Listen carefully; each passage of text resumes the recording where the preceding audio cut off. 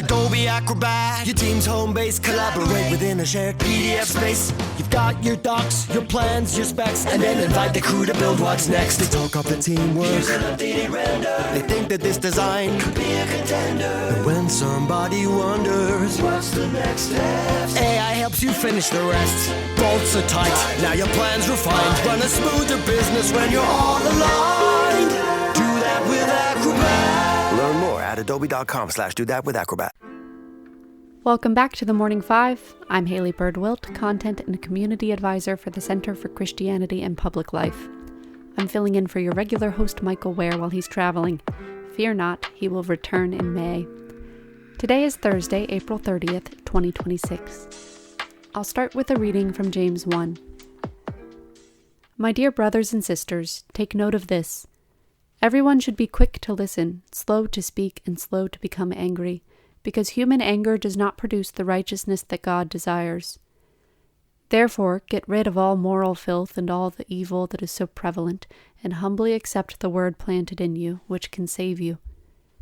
Do not merely listen to the word and so deceive yourselves. Do what it says. Anyone who listens to the word but does not do what it says is like someone who looks at his face in a mirror and, after looking at himself, goes away and immediately forgets what he looks like. But whoever looks intently into the perfect law that gives freedom and continues in it, not forgetting what they have heard but doing it, they will be blessed in what they do. May God bless the reading of His Word. Well, friends, before we get to today's news, I just wanted to share a reminder that CCPL is holding its annual For the Good of the Public Summit in Washington, D.C. on October 5th and 6th. This summit is a wonderful chance to hear from public officials, faith leaders, and others who are working to advance Christian resources for the good of the public. I've been to the past 2 summits and can say it is a really encouraging time. My favorite part, as someone who loves reading books, is getting my hands on the annual Journal of Ideas, featuring essays from CCPL's class of Public Life Fellows. I'm really excited to see what this year's class of Fellows comes up with. Come and join us. We hope to see you at the summit. Now for today's news updates. First up, the Senate Banking Committee yesterday approved Kevin Warsh to lead the Federal Reserve Board of Governors, sending his nomination to the full Senate for consideration. All 13 Republicans on the committee voted to advance him for the role, and all 11 Democrats opposed his nomination. Current Federal Reserve Chair Jerome Powell's term is set to expire on May 15th. Next up, a senior Defense Department official told lawmakers during a hearing yesterday that America's war with Iran has cost the Pentagon $25 billion so far. This is the first official price tag for the war. It comes from Jules Hurst, who is acting Pentagon comptroller, providing the figure during a House Armed Services Committee hearing. Ranking Member Adam Smith, a Washington Democrat, asked during that hearing about the war's cost, saying he wants more details.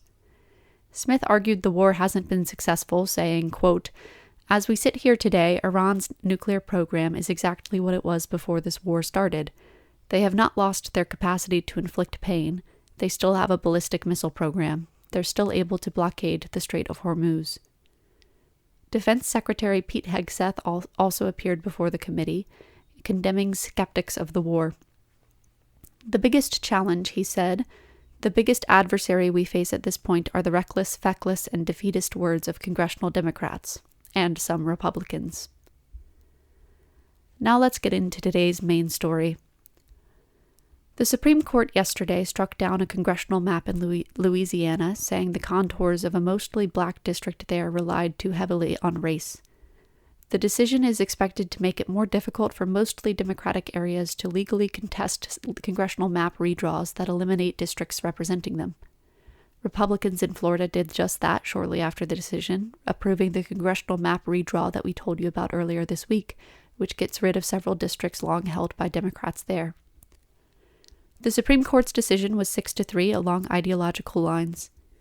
Some states seem to want to redraw their maps now that the highest court has weighed in on the case. Louisiana is up against a tight deadline, with primary elections there just a few days away. But according to the New York Times, Alabama's Attorney General, quote, promised the state would act quickly to, quote, ensure that our congressional maps reflect the will of the people, not a racial quota system the Constitution forbids. Attorney General Steve Marshall is his name, continued, The court rightly acknowledged that the South has made extraordinary progress and that laws designed for a different era do not reflect the present reality. The ruling holds that lawmakers violated the Equal Protection Clause of the Constitution when relying on racial makeup of the region to draw a majority black district in Louisiana. Democrats responded by accusing the conservative justices of advancing the president's political agenda. House Democratic leader Hakeem Jeffries said, quote, "This isn't even really the Roberts Court, it's the Trump Court. And what we would expect from the Trump Court is an effort to continue their scheme to suppress the vote and rig the midterm elections and beyond." Louisiana Governor Jeff Landry celebrated the ruling. He said, "The Supreme Court has affirmed what we have said for years.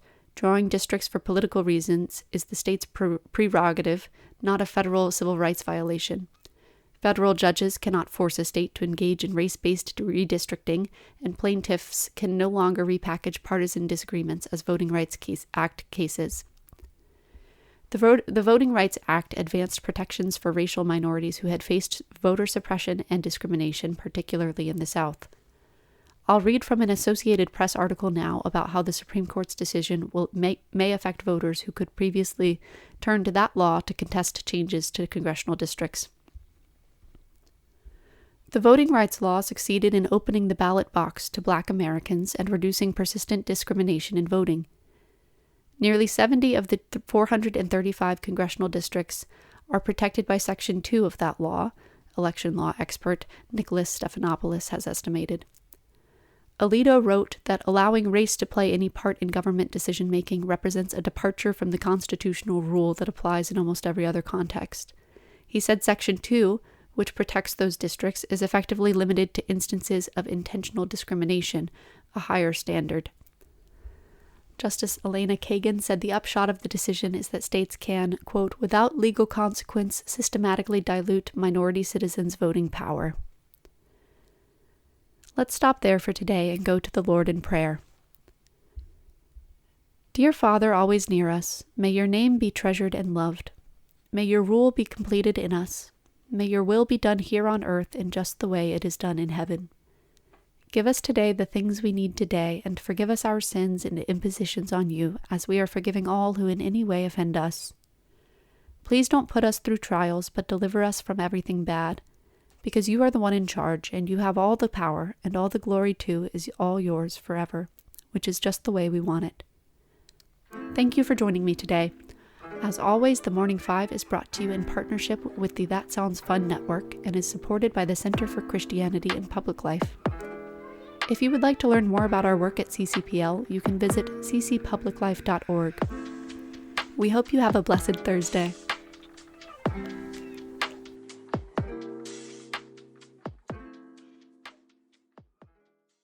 A text says, "You're on my mind." A bouquet from 1-800-Flowers says, "You're my everything."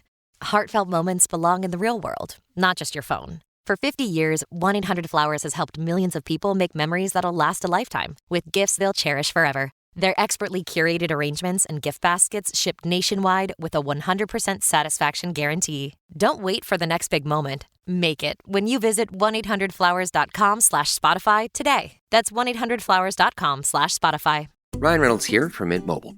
I don't know if you knew this, but anyone can get the same premium wireless for $15 a month plan that I've been enjoying. It's not just for celebrities. So do like I did and have one of your assistants switch you to Mint Mobile today.